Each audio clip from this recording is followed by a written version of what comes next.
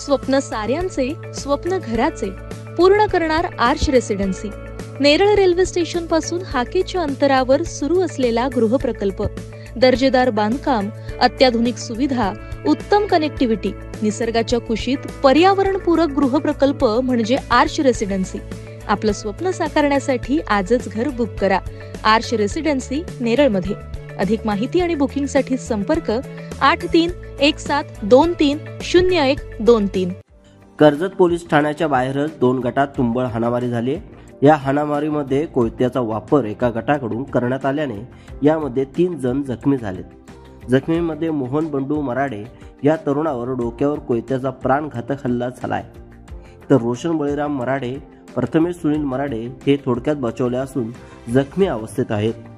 हे तिघे कडाव येथील वडवली येथील राहणारे असून गावातीलच दुसऱ्या गटातील तरुणांच्या मध्ये ही हाणामारी झाली आहे.